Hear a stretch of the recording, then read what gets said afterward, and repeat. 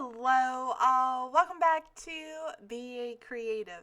This week I have a very special tag for you guys. This tag is brought to you by a series of blunders and unfortunate choices that I made consistently throughout this artistic process. In the spirit of that, rather than doing my usual voiceover, I have decided to narrate this and give you a brutally honest, step-by-step guide into the makings of this tag. Step number 1.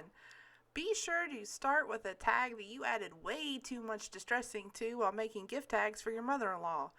You get extra creative points if you promise to make that gift tag a month and a half ago and have just now started on it. Step 2. Add visual interest by taking your favorite Dina Wakley stencil, spraying water on it, and then flipping it over. Then realize because you don't clean your stencils, you now have left a smudgy black residue from the last time you used a Stabilo wall pencil. Try to clean your stencil desperately. Realize that it's probably not going to make a difference.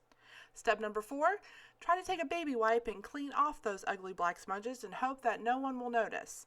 Decide that you'll worry about how to fix that at a later time. Step number 5, completely disregard that decision and try to fix it now by adding some distressed oxides and some distressed spray stain, because why the hell not? Step number 6, understand that that is not what you were going for at all, so take 2 tags and smush them together with the hopes that one of them will turn out to be something workable.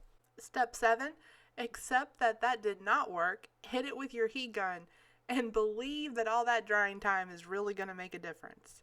Step number 9, try the exact same technique again, this time with a newly clean stencil, and just accept the fact that you're not getting the results that you want and it's time to move on.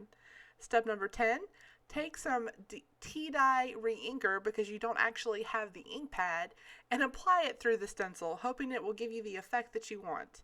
Step 11, realize that that's not really working, but you're going to do it anyway on the back side of the tag, thinking maybe that will make a difference.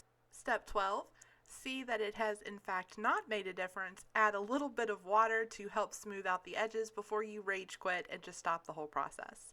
Step 13, take your Tim Holtz paper distressor and distress the edges of the tag for absolutely no reason than to buy time while you figure out exactly what you're going to do. Step 14, ink the distressed edges with your favorite color, brushed corduroy, because there should be at least one thing about this tag at this point that you actually like. Here we are in step number 14, and this is where we're going to start to turn things around. Start covering up all that hard work that you just did with your favorite pieces of collage elements from your stash.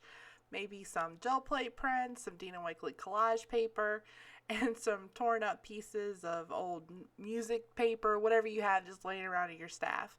Also realize that you have a focal point that's going to be perfect on this. Step number 15, however, be sure to vigorously ink the edges of that into the point where you no longer like the focal point and you have mixed feelings about it. Step 16, add some washi tape, thinking that that's going to make a difference. Step 17, glue the focal point down anyway, even though now you don't like it.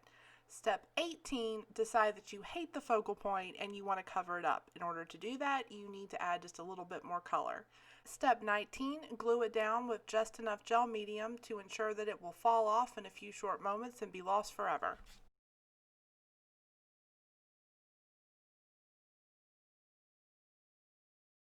Step 22, cut out a completely new focal point and ask yourself why you didn't just use that one from the beginning. Step 23, cover the original focal point with gesso and pretend like that was part of the original design plan all along.